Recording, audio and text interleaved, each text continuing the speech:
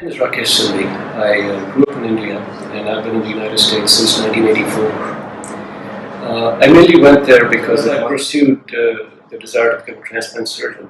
It became very clear that I had to have a basic understanding of immunology. And I spent a few years in the immunology lab and learned a fair bit, so that's how I got involved in research in cellular immunology, and that's how I landed up publishing a fair number of papers in this area. I'm a practicing transplant surgeon. I put in livers and intestines in children, and I also own a very active lab which looks not just at cellular immunology, but also the genomics and the genetics of congenital diseases which come from transplantation, and of course all the immune outcomes. I think first we have to talk about systemic gaps, that we give a bunch of drugs lifelong to our patients and don't really know what they do.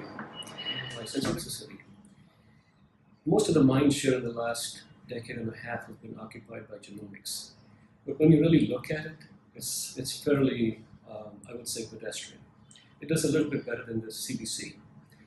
But when we look at high-resolution cell analysis, especially cell function analysis, we land up hitting predictive accuracies of well over probability. But on the other hand, with high-quality products and things that we've been using, and most of those are not because BD came to my office and said something. It's because by just the process of looking and assessing what was out there, we found there was only one company that addressed those needs. And so I use instruments as well as reagents from BD and have since the year 2000. Okay. Cell function analysis. Okay. It's something that we can do with these flow cytometers. It's, as I said, the predictive accuracy is better. But if there were limitations, I think it's in the instrumentation, which currently is more suited to reference laboratories with a little bit more staffing. To make it approach the level of access of, say, genomics, etc., we have to simplify instrumentation. I think the reagents don't need any more simplification. They're very, very good. I think if we can simplify the instrumentation, put it in the hands of more and more people at the bedside, I think we will see diagnostic accuracies improve to 80%, which they have not so far. And would you like to talk about the role that BD is playing in India to offer immunodiagnostics for the growing number of cancer patients specific to India? I don't know that I can speak to the Indian market, okay. But I think if we go back to the history of looking at antibodies, which are, say, labeled in a way that they can be detected, and which in turn can be used to detect any number of markers.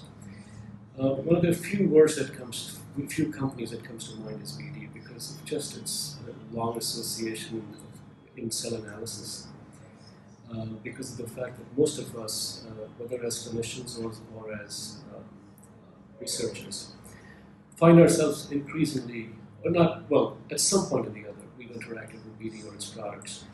And those of us who are developing clinical products that require a very high level of land, and the machines are FDA approved, there's only one company that stands out consistently.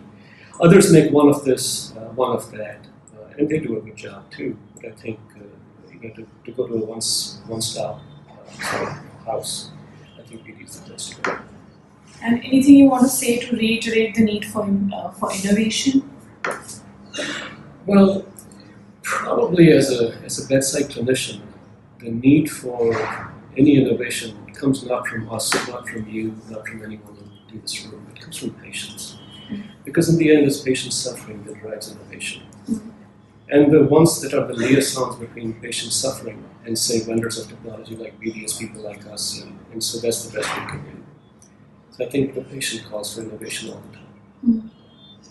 And any advice for researchers working to develop new tools, new diagnostic tools? The same thing again. You've got to pay attention to patient suffering.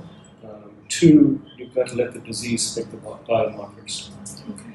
But in the end, the biomarkers that make it to the bedside are selected by the technology. So if you go down the step of development, like a top-down development, I think we're going to be better off delivering things that really work. Anything else you would like to add which we haven't asked you? No, I think this is it. Sure.